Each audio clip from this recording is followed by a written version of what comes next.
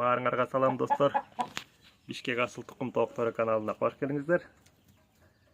Бүгүнкү тема австралиялыктардын стандарты. Кара австралиялыктар, биякта мындай көк австралиялык корозум бар. Бул австралиялык Австралиянын породасы. Чечмелегенде австралиялык Арпингтон болуп чечмеленет экен. 1900-жылдары Уильям Кук деген Англиянын Арпингтон деген тоок породаларына Кытайдын Лаңшаң деген жайдары тоокторун аргындаштырыптыр. Андан кийин баягы оңойм деп иммунитет жагынан Американын Плимут Рок, Род Айленд деген тоокторун кошкон. Кийин жумурткасында туруктуу болсун деп Италиянын Лигорн кошуптур. Булардын канда да Лигорн бар. Ошо буларда 3 оң болот, мындай кара, тетиги корозду көк, анан сплэш деген ак, кир акта. Булардын стандарт боюнча мында буттары көк, кара, көздөрү кучкул күрөң же кара. Мындай таажы, сөйкө, кулактар көрүңөр, беттери кызыл болуш керек. Тумшугу көрүңөр, күрөң. Тырмактардын учтары эле ак. Могу жашылдар болсо мында жашыл, каралары мында жашыл болуп куулуп туруш керек. Тамандары болсо агыш. Бул байкушум болсо туй албай атат. Жанатан бери уяга бир канча кирип чыкты. Толго болот да муну азыр. Буларды болсо эт жумуртка багытындагы порода. Жылына 220-240 жумуртка берет экен. Ага кошулам, менин тажрыйбамда көз башыман өттү. Өз тажрыйбаман. Андан деле көп берет, жакшы баксаңар. Салмактары 2,5-дан 4 килограммга чейин. Олар меники 10 айлыктарым, туура 10 ай. 29-майда 1 жыл болот. Жерсийский гигант менен көп алмаштырышат. Жерсийский гигант дегенден буттар узун. Буларды көргөр, буттары кыска. Моюндары да кыскараак.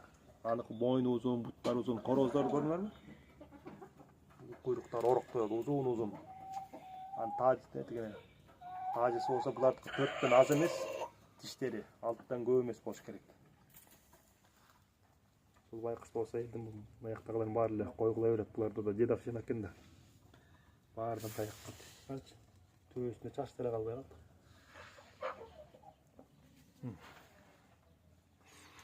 Жумуртка койсо жакшы, 9 тоогум эле калды, 10 тоок болчу мурун.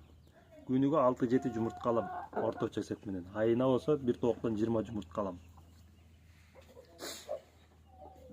Меники болсо ол Румыния линиясы, меники бирок оору, тяжелый.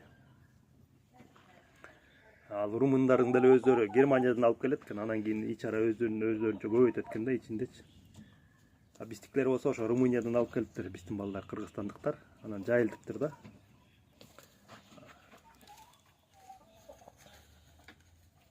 Булар убагында рекорд коюптур, 9 тоокпу, 300дөн ашык жумуртка бериптир, атайын бир бөлмөгө багышыптыр да буларды.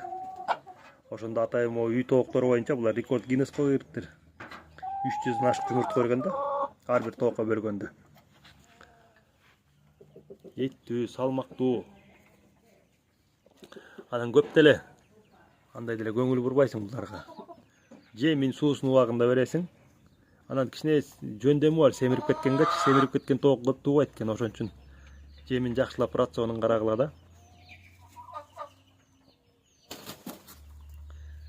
Жөжөлөр болсо 95%га чейин жашап кетет экен. Иммунитети жакшы да. Короздор болсо 8ден 12 тоокко чейин да. Андан аз болбосун.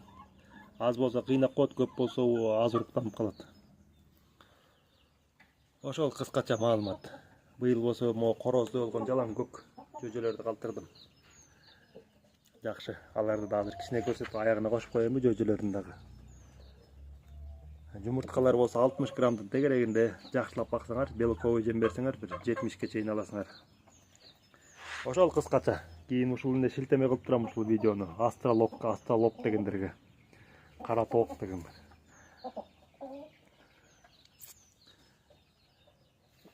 Макул анда. Жакшы тургула, сак саламатта калгыла.